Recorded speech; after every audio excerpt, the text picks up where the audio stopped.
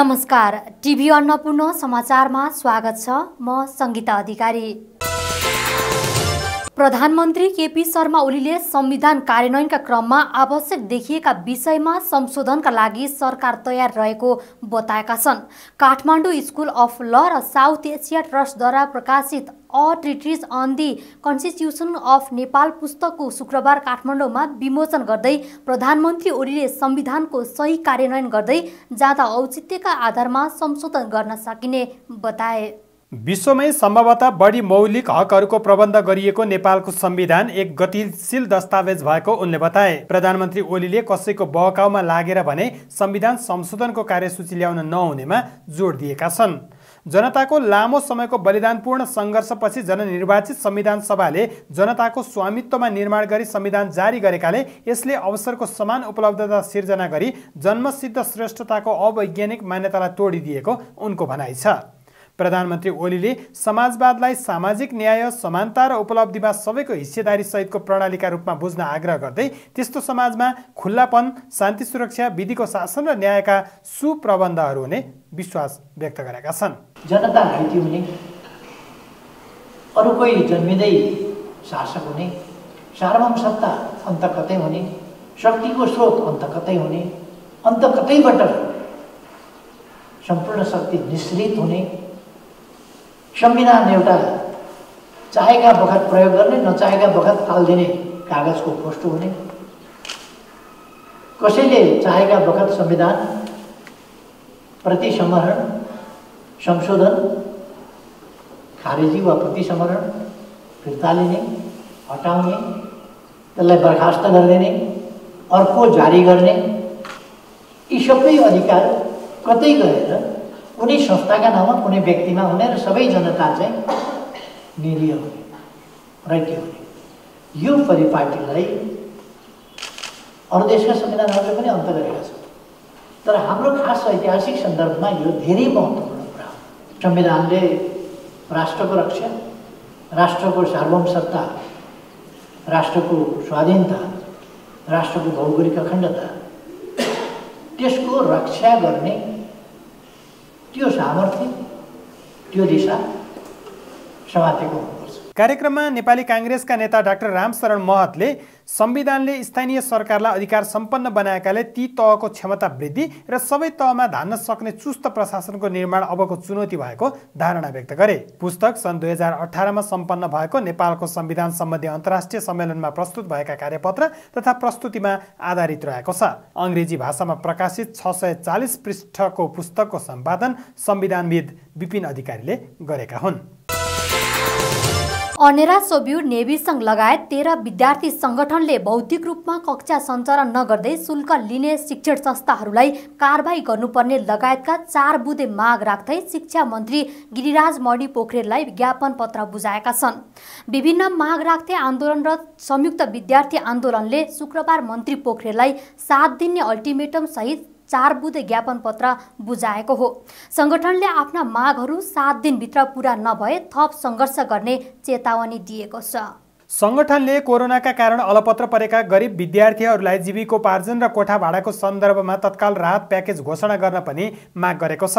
पोखरा, नेपाल संस्कृत, कृषि तथा वन लगायत विश्वविद्यालयमा खाली रहेको पदाधिकारी दलीय भागभण्डाको आधारमा नभई खुल्ला प्रतिस्पर्धाबाट तत्काल नियुक्त गर्न पनि उनीहरूले माग गरेका छन्। CTE-VT ले प्रवेश परीक्षा नलिई GPA-का आधारमा भर्ना गर्न जारी गरेको सूचना खारेज गर्न माग गर्दै विद्यार्थी संगठनहरूले सरकारी विद्यालयका 80% र निजी विद्यालयका 20% विद्यार्थी मात्र भर्ना गर्न माग गरेको छ। विद्यार्थी संगठनको ज्ञापन पत्र बुझ्दै मन्त्री पोखरेलले केही दिनभित्रै कोरोना न्यूनीकरण हुने अनुमान गरेर भाद्र अन्तिमसम्ममा विद्यालय खोल्ने तयारीका निर्देशिका बनाए पनि संक्रमित बढ्दै गएपछि वैकल्पिक शिक्षामा जान आह्वान गरिएको जानकारी दिए। उनले पाठ्यक्रमलाई समायोजन गरेर वैकल्पिक शिक्षामा जान निर्देशन दिएको समेत बताएका छन्। त्यतिखेर हाम्रो चाहिँ शैक्षिक क्षति चाहिँ रोक्ने उद्देश्यद्वारा हामीले निर्देशिकाहरू पठाएका थियौँ, जारी गरेका थियौँ। अहिले हामीले 45 दिनको लागि सुरु गरेका थियौँ। हामीले चाहिँ झन्डै 2 महिना पुगिसकेपछि लोकल लेभल, सामाजिक विकास मन्त्री, शिक्षाका विभिन्न क्षेत्रका सरोकार राख्नेहरूसँग छलफलको आधारमा अब तत्कालको लागि चाहिँ वैकल्पिक पद्धतिबाट न्यूनतम सिकाइ सुनिश्चित गर्नुपर्छ भनेर हामीले हिजो असोज 1 गतेबाट यो नयाँ दिशामा जान सबैलाई आह्वान गरेका छौँ हामीहरूले। त्यसरी हेर्दाखेरि चाहिँ हामीले अहिले पाठ्यभारलाई चाहिँ नयाँ ढङ्गले समायोजन गरेका छौँ। बाँकी 7वटा महिनामा यो चाहिँ न्यूनतम सिकाइको चाहिँ मापदण्डहरू बनाइएको छ। अहिलेको अवस्थामा कक्षा कोठामा गएर पठन पाठन गर्ने सम्भावना नरहेको उल्लेख गर्दै शिक्षा मन्त्री पोखरेलले तत्कालका लागि वैकल्पिक पद्धतिबाट न्यूनतम सिकाइको पद्धतिमा जान सर्कुलर गरेको जानकारी दिए। मन्त्री पोखरेलले विद्यार्थी सङ्गठनहरूको मागलाई सकारात्मक रूपमा लिएको भन्दै सम्भव भएसम्मका माग पूरा गरिने आश्वासन दिएका छन्। त्यस्तै सङ्गठनले शिक्षण संस्थामा बनाइएका क्वारेन्टाइन हटाउन माग गर्दै कक्षा 12 तथा विश्वविद्यालय तहका रोकिएका नियमित तथा आंशिक परीक्षा पनि शीघ्र सञ्चालनको माग गरेका छन्। नेपाल सरकारले खरिद गरेको रेल जनकपुर आइपुगेको छ। नेपालको राष्ट्रिय झण्डाको रङ रातो, नीलो र सेतो रङ गरिएको रेल भारतको पटना स्थित राजीपुर स्टेशनबाट जयनगर हुँदै शुक्रबार जनकपुर आइपुगेको हो। रेल सेवा बन्द भएको झण्डै 6 वर्षपछि सेवा विस्तार गरेर ब्रोडगेज रेल सेवा नियमित हुन लागेको नेपालको इतिहासमा नै यो पहिलो हो। जनकपुर जयनगर रुटमा सञ्चालनको लागि भारतको सरकारी कम्पनी कोनकन रेलवे कर्पोरेसन लिमिटेडले निर्माण गरेको 2वटा सेट रेल सो कम्पनीले नेपाल सरकारलाई हस्तान्तरण गरेको छ।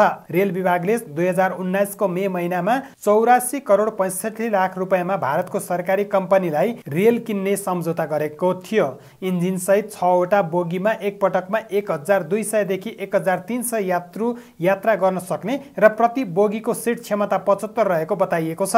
रेल विभागका महानिर्देशक बलराम मिश्रले सबै तयारी समयमा पूरा भए 1 महिनापछि सञ्चालनमा ल्याउन सकिने जानकारी दिए। सरकारले 2075 को पुसबाट जनकपुर जयनगर रेल चलाउने घोषणा गरेको थियो।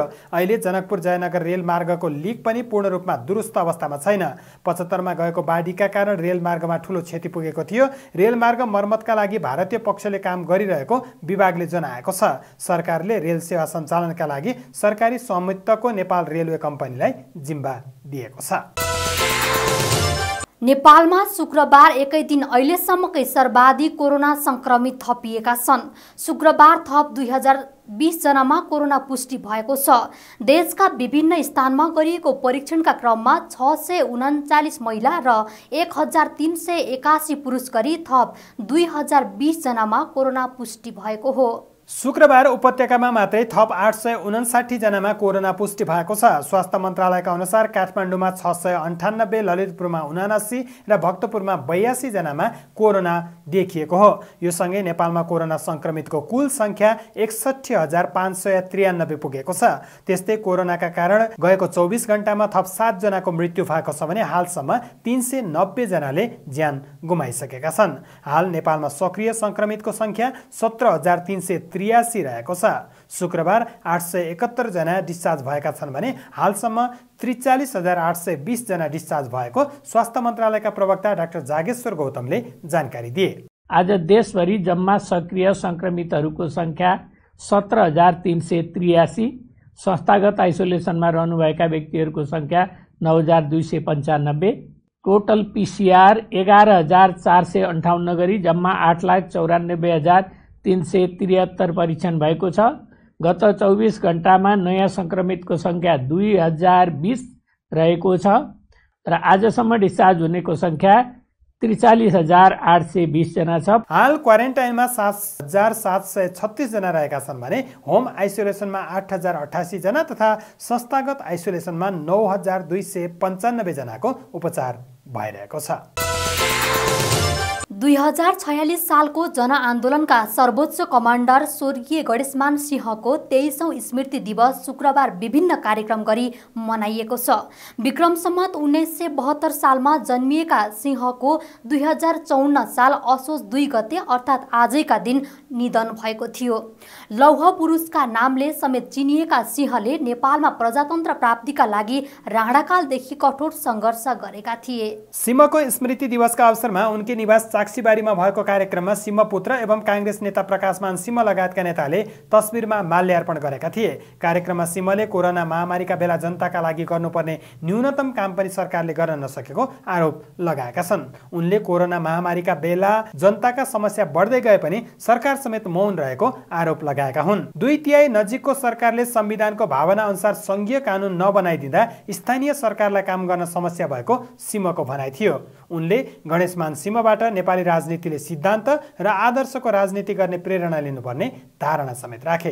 द्वितीय बहुमत प्राप्त गरेको यो सङ्घीय सरकारले आवश्यक सङ्घीय कानुनहरू नबनाइदिएको कारणले गर्दाखेरि सङ्घीयताको भावना र मर्म अनुरूप यो प्रान्तीय र स्थानीय सरकारहरूले चाहिँ काम गर्नुको लागि त्यसमा चाहिँ बाधा अडचन चाहिँ भइरहेको छ र यो सरकारको चाहिँ रवैया कस्तो छ भन्दाखेरि कन्स्टिट्युसनमा संविधानमा जे लेखे तापनि तर उहाँहरूको चाहिँ भ्याउन कस्तो हो भन्दाखेरि सेन्ट्रलाइज सिस्टममा चाहिँ जाने दुष्प्रयास उहाँहरूले चाहिँ गरिराख्नु भएको छ। त्यो चाहिँ आम नेपाली जनताले यो सरकारको हरेक गतिविधिलाई एकदम सूक्ष्म तवरले चाहिँ सबैले चाहिँ विश्लेषण गरिरहेको छ र जनताको चाहिँ दुःख दर्द हटाउनको लागि र अधिकारहरूलाई चाहिँ यो डेमोक्रेटिक अधिकारहरूलाई चाहिँ संस्थागत गर्दै अगाडि बढाउने क्रममा उहाँले चाहिँ लाग्नु भएको र आजको दिनमा उहाँले चाहिँ अब स्मरण गर्दाखेरि सबै यो चाहिँ नेपालमा यो जो सक्रिय राजनीतिमा हुनुहुन्छ नेता कार्यकर्ता सबैले चाहिँ यो चाहिँ सिद्धान्त र आदर्शको राजनीति चाहिँ गर्ने जुन प्रेरणा उहाँले चाहिँ दिनुभयो त्यही मार्गमा चाहिँ हिँडेको खण्डमा मात्रै नेपालको र नेपालीको चाहिँ भलो हुने। त्यस्तै नेपाल विद्यार्थी सङ्घ काठमाडौँ जिल्ला समितिले सिमको पूर्णकलको शालिग भएको स्थान काठमाडौँको शान्ति बाटिकामा दीप प्रज्वलन गरेको थियो। कार्यक्रममा सहभागीहरूले नेपालको परिवर्तनमा सिमले खेलिएको भूमिकाको प्रशंसा गरेका थिए। कार्यक्रममा बोल्दै नेवी सङ्घका अध्यक्ष राजीव ढुङ्गानाले नेपाली राजनीतिमा सिमले गरेको त्यागको बाटो सबैले लिनुपर्ने बताए। गणेशमानजी आज गणेशमानजीलाई सम्झिँदै गर्दा गणेशमानजी जसले 46 सालको जनआन्दोलनमा छुट्टा छुट्टै सधैँ मिल्न नसकेका काङ्ग्रेस र कम्युनिस्ट दुईटा शक्तिलाई एक ठाउँमा मात्रै ल्याउनु भएन, ती दुईटा शक्ति लगायत नेपाली जनताको नेतृत्व गर्दै 30 वर्षीय पञ्चायत ढाल्ने पनि सफल हुनुभयो। नेपाली राजनीतिको शिखर पुरुष जनआन्दोलनका सर्वोच्च कमान्डरका रूपमा परिचित काङ्ग्रेसका संस्थापक नेता सिमको 2054 साल असोज 2 गते निधन भएको थियो। प्रतिनिधि सभा अन्तर्गतको कृषि सहकारी तथा प्राकृतिक स्रोत समितिले कृषकहरूलाई समयमै मल उपलब्ध गराउन आवश्यक व्यवस्था मिलाउन सरकारलाई निर्देशन दिएको छ। सिंहदरबारमा शुक्रबार बसेको समिति बैठकले मल अभावका विषयमा कृषि मन्त्री घनश्याम भुसालसँग छलफल गर्दै कृषकहरूलाई समयमा नै मल उपलब्ध गराउन निर्देशन दिएको हो। समितिले मल समस्या समाधानका लागि मन्त्रालयले बनाएका अल्पकालीन र दीर्घकालीन योजनाहरू छिटो भन्दा छिटो समितिलाई उपलब्ध गराउन पनि निर्देशन दिएको छ। त्यस्तै बैठकले चालु आर्थिक वर्षमा रासायनिक मल आयात गरिएको मलको परिमाण र वितरणको तयारीका विषयमा विस्तृत विवरण 7 दिनभित्र समितिमा पेश गर्न पनि निर्देशन दिएको छ। बैठकले मलमा दिएको अनुदानलाई पुनरावलोकन गरी सबै किसानहरूलाई रासायनिक मल अनुदानमा दिन तथा तराई तथा मध्य पहाडी जिल्लामा गोदाम घरको व्यवस्था गर्न पनि निर्देशन दिएको समितिकी सभापति पूर्णकुमारी सुवेदीले जानकारी दिइन्। रासायनिक मलको अभाव सम्बन्धी भएको छलफलमा कृषि तथा पशुपक्षी विकास मन्त्रालयद्वारा नेपालका मल क्षेत्रसँग सम्बन्धित समस्यालाई सम्बोधन गर्न मन्त्रालयले बनाएका अल्पकालीन र दीर्घकालीन योजनाहरू अविलम्ब समितिलाई उपलब्ध गराउन कृषि तथा पशुपक्षी विकास मन्त्रालयलाई निर्देशन दिने। बैठकमा कृषि मन्त्री घनश्याम भुसालले अहिले आवश्यकताका आधारमा किसानहरूलाई मल वितरण भइरहेको जानकारी दिए। मलको कालोबजारी गर्नेलाई सरकारले कारबाही गरेको उनले बताएका छन्। नेपालमा रहेको मलले हालको अभावलाई पूर्ति गर्न नसक्ने भएकाले बङ्गलादेशबाट मल मगाइएको मन्त्री भुसालको भनाइ थियो। हामीले फिर्ता दिने समय 6 देखि 8 महिनाभित्र फिर्ता दिन्छौँ भनेर भनि नै सकेका छौँ। आगामी मल कसरी वितरण हुन्छ 30,000 भन्दाखेरि सामान्यतया अहिले नै हामी बिस्तारै अलिअलि डेटा इन्ट्री गर्न थालेका छौँ। तर अहिले नै हामी चाहिँ सबै गरिहाल्न सक्दैनौँ। डेटा इन्ट्री गर्न सुरु भएको छ। कति ठाउँमा अहिले गर्न सकिएला, धेरैजसो चाहिँ अहिलेकै यो 30,000 मल चाहिँ धेरैजसो पहिलेकै व्यवस्थाबाट हुन्छ। तर त्यसलाई चाहिएको किसानहरूलाई जाओस् र यो भ्यालिड वैध सहकारीहरूले पाउन् र तिनी मार्फत वितरण होस् भन्ने कुरामा हामीले बढी ध्यान दिएका छौँ। बैठकमा समिति सदस्यहरूले हरेक वर्ष कृषकहरूलाई मलको अभाव भए पनि सरकारले पूर्व तयारी गर्न नसकेको आरोप लगाएका छन्। अन्नपूर्ण समाचार अहिलेलाई यति नै। टिभी अन्नपूर्ण तपाईँले हाम्रो वेब पेज tvannapurna.com सँगै फेसबुक, ट्विटर, युट्युब तथा मोबाइलमा टिभी अन्नपूर्ण एप्स अनि विन्डोज मार्फत आफ्नो टेलिभिजन सेटमा समेत हेर्न सक्नुहुनेछ। पल पलको अपडेटका लागि तपाईँ नेपालको पहिलो अनलाइन टेलिभिजन टिभी अन्नपूर्ण हेर्दै गर्नुहोला। नमस्कार।